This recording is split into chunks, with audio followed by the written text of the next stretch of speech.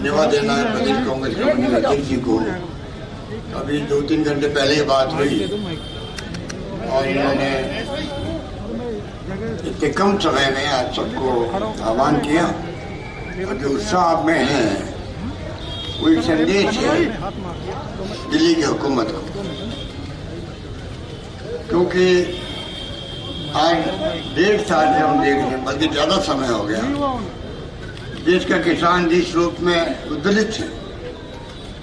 कभी तमिलनाडु किसान आता है दिल्ली के अंदर और प्रदर्शन करता है, अपने कुर्ते बनियान सब हटा करके प्रदर्शन करता है, कोई सुनवाई नहीं होती है, वो राष्ट्रपति भवन तक जाता है। महाराष्ट्र के किसान गांव-गांव से आते हैं, उनके पैर, उनके एडियां लहूलुहान हो जाती है। आपने देखा होगा उस वक्त में क्या सीन था, कोई परवाह नहीं सरकार। अभी जो साल भर ज्यादा हो गए किसान बैठे हुए हैं बॉर्डर पर, बाद में ऐसे कभी नहीं हुआ। किसान बैठे हुए साल भर से ज्यादा समय से बॉर्डर पर, उनके ऊपर लाठीचार्ज होता हरियाणा के अंदर, यूपी के अंदर, कोई परवाह नहीं के अंदर। काले कानून बनाए, असेंबली में हम लोगों ने नए कानून बना दिए किसानों के हित के अंदर, वो राज्यपाल महोदय के बाद पड़े हुए हैं, राष्ट्रपति पास भेजे जा नहीं रहे हैं। ये जो घटना हुई है, ये तमाम बातें जो मैं बोल रहा हूँ, ये तमाम जो जब से मोदी सरकार आई है 7 साल से, जब से जो रुख अख्तियार किया उन्होंने फासिस्टी तरीके का, सांप्रदायिकता का शपथ लेते हैं, लोकतंत्र, समाजवाद, धर्मनिरपेक्षता के लेते हैं, और शपथ लेने के बाद में ये स्थिति है, उस शपथ की धज्जियां उड़ाते लोग। अरे नीचे करिए, अच्छी परंपरा है, शपथ किसे कहते हैं? शपथ लो और उसकी धज्जियां उड़ाओ। ये बहुत एक संकेत है देशवासियों को, देश की दिशा में जा रहा है। क्या लोकतंत्र कायम रहेगा? जिस प्रकार से आरएसएस और बीजेपी ने जो तरीका अख्तियार किया है शासन करने का, एजेंसियों को दबाव में रखा जा रहा है, जुडिशरी की परवाह नहीं की जा रही है, इनकम टैक्स, ईडी, सीबीआई का दुरुपयोग जम के हो रहा है, छापे डाले जा रहे हैं, जहाँ चुनाव होते हैं पहले छापे की कार्रवाई होती है। ये जो सब कुछ हो रहा है देश के अंदर, उससे आज प्रदेश में और देश के अंदर लोग समझ चुके हैं कि आने वाला वक्त कैसा हो सकता है। जितने बुद्धिजीवी हैं, लेखक हैं, पत्रकार हैं, उनकी लेखनी में जितना दम है वो लिख रहे हैं, कुछ लोगों को छोड़ करके कि दबाव में है मोदी और गोदी मीडिया के, लिख रहे हैं आर्टिकल, और पूरा देश समझ रहा है तो हो क्या रहा है। और हद हो गई लखीमपुर खीरी में, तो दिन दहाड़े जो घटना हुई है, कोई अरेस्ट नहीं हुआ अभी तक। आप बताइए, इतनी बड़ी 8 लोग मारे गए हैं। अभी प्रियंका जी का मैं वीडियो सुन रहा था रास्ते के अंदर, उन्होंने एक वीडियो जारी किया है जिसमें कैसे कुचला जा रहा है गाड़ी से, लोगों को दिखाया गया।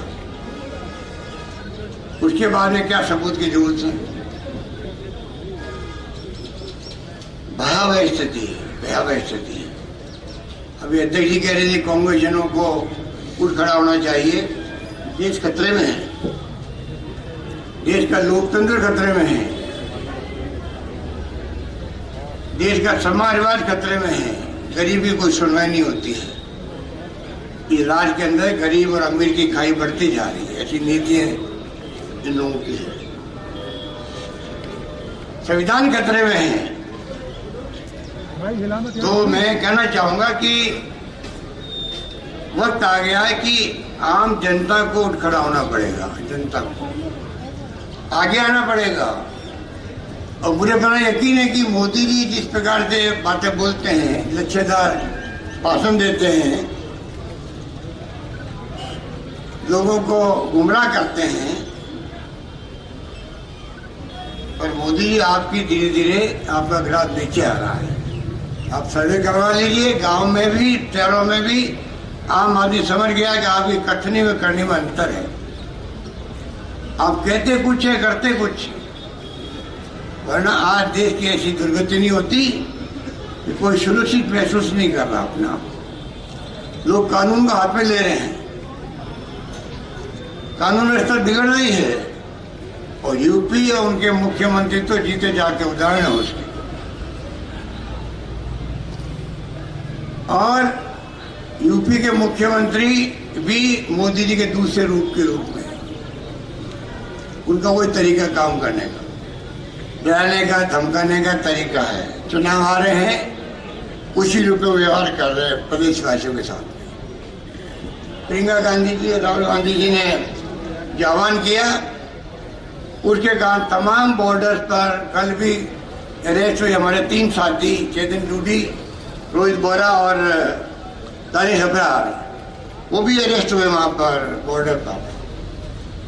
भरतपुर पे भी प्रदर्शन हुआ, धौलपुर में हुआ। आज अध्यक्ष जी बता रहे थे कि आपको पूरे प्रदेश के हर जिले के अंदर प्रदर्शन हो रहा है। तो मैं कहना चाहूँगा आप लोगों को, आप सबको बहुत शुक्रिया कि आप लोग हमेशा जब कभी प्रोग्राम होता आह्वान करते हैं, आप लोग मौजूद रहते हैं। और मैं समझता हूँ कि समय आ गया कि हम सब मिलकर के दिल्ली को दिखा दें कि प्रदेशवासी आपकी हरकतों को, करतूतों को, आपकी सोच को, आपके व्यवहार को पूरी तरह देख रहे हैं, समझ रहे हैं, और उनका भ्रम टूट गया है जो कोई जमाने मोदी जी के बारे में था। भ्रम टूट गया, स्थिति बड़ी गंभीर है। हम लोग भी जब एनएसयू में थे, झंडा तिरंगा एनएसयू का लहरा रहा है, हम लोग भी एनएसयू में थे, मैं एनएसयू का अध्यक्ष था, तब भी ऐसी स्थिति आई थी 76 में।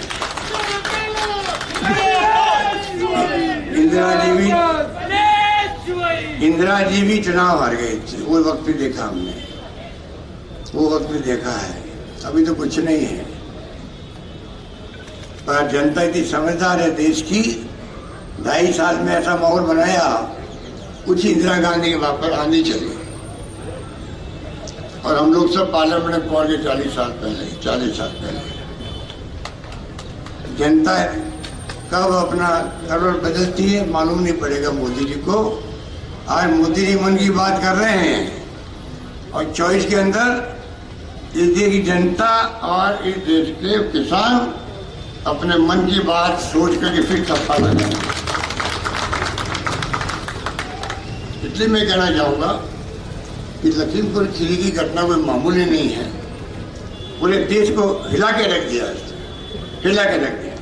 और जिस प्रकार प्रियंका जी के साथ में व्यवहार हो रहा है, वो एआईसीसी के महामंत्री के रूप में वहाँ काम कर रहा है। उनको जिस प्रकार डिटेन किया गया, पुलिस वाले रात को 3 बजे दुर्व्यवहार कर रहे हैं उनके साथ में, दीपेंद्र हुडा उनके साथ थे।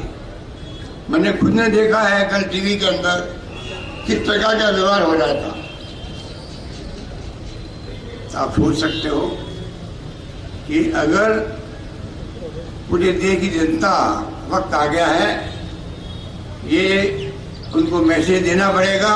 देश भर का किसान दुखी है,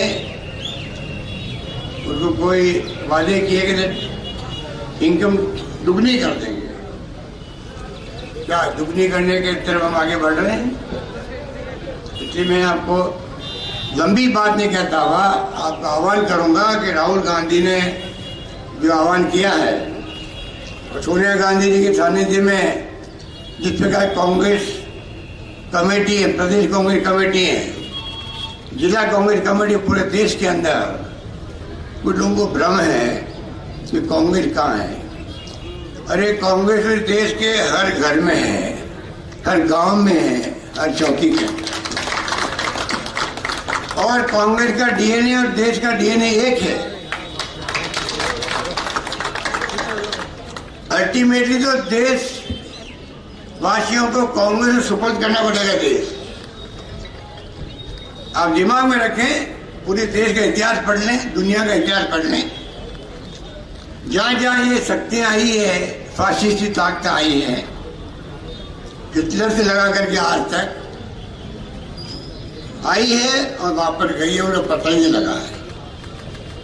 कांग्रेस पार्टी महात्मा गांधी के जमाने से, पंडित नेहरू, मौलाना अबुल कलाम आजाद, सरदार पटेल के जमाने से, डॉक्टर अम्बेडकर के जमाने से जो नीतियां, जो कार्यक्रम लेके चल रही है,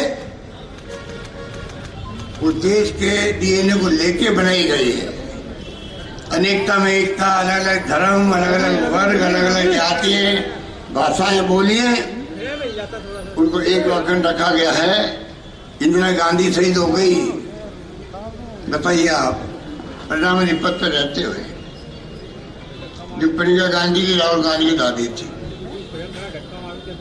राजीव गांधी प्रधानमंत्री बनने वाले थे, दूसरी बार बम से उड़ा दिए गए, ये इनके पिता थे। फिर आपने कभी देखा 15 साल में राहुल गांधी को बोलते हुए अपने पिता के बारे में या दादी के बारे में कि मैं उनके नाम से राजनीति करूं? वो उन शहीदों के